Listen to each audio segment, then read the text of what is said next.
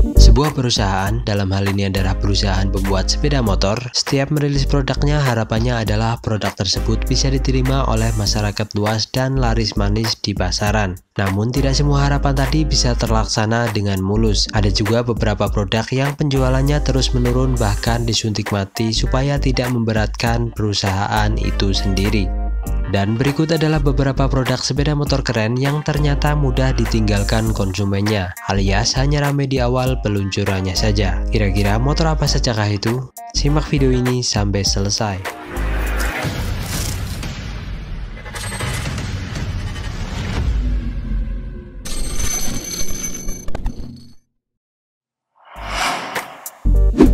Motor yang pertama adalah Honda City Sport One. Honda CS1 pertama diluncurkan pada 6 April 2008 oleh Astra Honda Motor.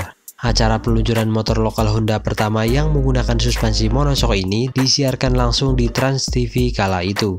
Motor sport underbone ini diluncurkan dengan ikon The Top City Ride. Pada tahun itu juga, tepatnya di penghujung acara Jakarta Motorcycle Show, Honda City Sport One ini berhasil menjadi jawara pada ajang Motor Plus Award sebagai Bike of the Year 2008. Beberapa penghargaan juga membanjiri CS1, bahkan motor ini disejajarkan dengan pesaing-pesaingnya yang memiliki kapasitas mesin lebih besar. Tetapi prestasinya dalam meraih penghargaan tidak dibarengi dengan prestasi dalam penjualan di beberapa bulan kemudian. Honda CS1 seakan belum bisa diterima masyarakat Indonesia yang sebagian menganggap desainnya aneh. Padahal kalau diperhatikan dengan teliti, model ini terbilang futuristik, unik dan merupakan trendsetter ketika dibandingkan dengan beberapa kompetitornya yang modelnya itu-itu saja.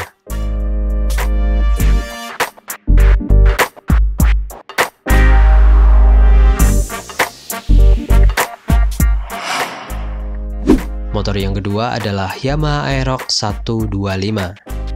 Salah satu produk PT Yamaha Indonesia Motor Manufacturing atau YIMM yang cukup digemari masyarakat ialah Yamaha Aerox 155.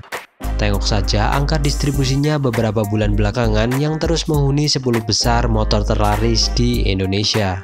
Namun bagi yang belum tahu, jauh sebelum itu PT YIMM pernah meluncurkan Yamaha Aerox dengan kubikasi mesin yang lebih kecil. Ya, motor itu adalah Yamaha Aerox 125. Skutik tersebut memang masa produksinya terbilang sangat singkat sehingga banyak yang melupakannya. Bahkan mungkin di antara kalian ada yang belum pernah melihat secara langsung bentuk dari skutik yang satu ini. Yamaha Aerox 125 pertama kali dirilis pada Januari 2016 dan terpaksa disuntik mati pada tahun yang sama lantaran penjualannya yang dianggap kurang memuaskan. Penurunannya terbilang sangat drastis. Berdasarkan data Asosiasi Industri Sepeda Motor Indonesia atau AISI kala itu, pada awal peluncurannya sebanyak 5.738 unit Yamaha Aerox 125 didistribusikan. Naas pada Desember 2016 angka distribusinya hanya sebesar 17 unit. Padahal pada awal kemunculannya skutik ini digadang-gadang bakal menjadi pembunuh Vario. Namun kenyataannya sebelum Vario terbunuh, motor ini sudah bunuh diri duluan. Sebenarnya desain dari motor ini juga tidak terlalu buruk. Jika dilihat dari belakang terlihat runcing dan futuristik dengan menggunakan stop lamp Yamaha Vision dan bagel yang menyatu dengan bodi belakang. Namun mungkin yang tidak bisa diterima oleh warga plus 62 adalah desain pada bagian depannya yang terlihat sangat culun seperti ini. Untuk mesin, skutik ini memiliki kapasitas mesin 125 cc 1 silinder SOHC berpendingin cairan. Dan yang ketiga adalah Yamaha Sabre atau Saber 150. Yamaha Saber sendiri pertama kali meluncur di Thailand pada Desember 2015 dan diproduksi di dalam negeri pada tahun 2016. Nama Saber pun sempat membuat kaget netizen kala itu, karena sebelumnya ada kabar kalau motor ini bakal diberi nama Yamaha MT-15, namun ternyata berbeda. Walaupun demikian, desain dari motor ini juga sempat dibuka beberapa reviewer. Kami juga menjadi salah satu yang memuji desain dari Saber 150 ini, yang terlihat sangat modern dengan lekukan tegas serta terdapat beberapa fitur wah seperti headlamp yang sudah LED, banana arm, sampai suspensi upside down. Namun sangat disayangkan motor ini juga tidak berumur panjang, karena pada akhir tahun 2019 Yamaha resmi menyuntikmati motor sport naked kerennya ini dengan alasan permintaan konsumen yang mulai beralih. Dalam hal ini konsumen Yamaha yang lebih tertarik pada Yamaha MT-15.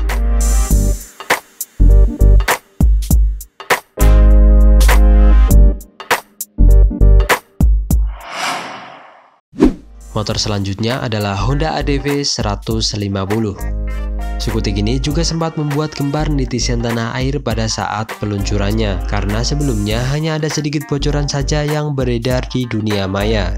Tidak lama setelah informasi tersebut bocor, Honda langsung meluncurkan skutik adventure-nya ini. Sampai-sampai video dari salah satu konten kreator sepeda motor yang menayangkan peluncuran motor ini pun trending di YouTube sampai beberapa hari. Hal ini membuktikan kalau biker tanah air sangat antusias dengan peluncuran skutik yang satu ini. Tentu saja hal ini membuat pabrikan berekspektasi cukup tinggi dengan penjualan skutik ini. Namun setelah beberapa bulan diluncurkan ternyata tidak sesuai dengan ekspektasi mereka.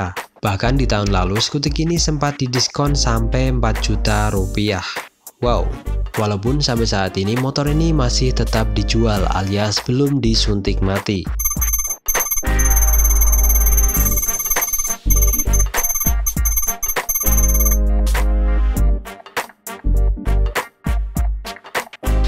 Honda ADV 150 ini resmi dirilis oleh PT Astra Honda Motor atau AHM di Gias 2019.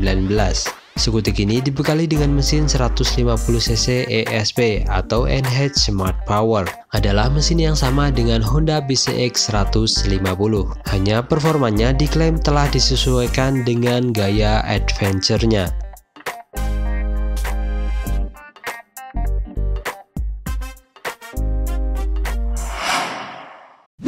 Dan motor terakhir adalah Honda Sonic 150.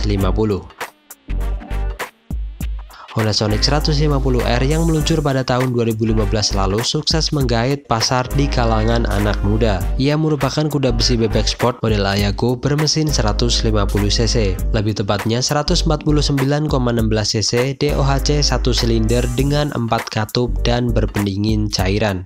Bisa dibilang jantung mekanisnya serupa dengan Honda CB 150R Streetfire, namun tenaga yang disalurkan via transmisi 6 percepatannya tidak sama. Motor ini digadang-gadang bakal menjadi lawan tangguh dari Suzuki Satria 150 yang selama ini melenggang sendirian di segmen Ayago tanah air. Netizen pun menyambut baik kedatangan motor yang satu ini, terutama para fanboy Honda. Penjualan pun mengalami kenaikan setiap bulannya. Namun sayang setelah beberapa bulan dipasarkan ternyata peminat Ayago di Indonesia mulai berkurang. Hal ini juga dialami Suzuki Satria yang penjualannya juga terus merosot.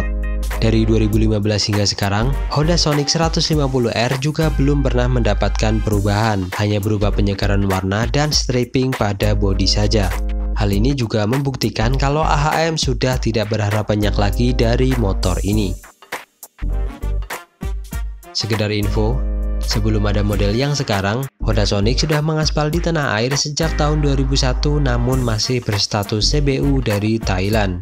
Tentunya dengan harga yang cukup mahal pada saat itu. Dan dari sinilah generasi emas Ayago dimulai dan memiliki ketertarikan yang kuat kepada penggemarnya di tanah air.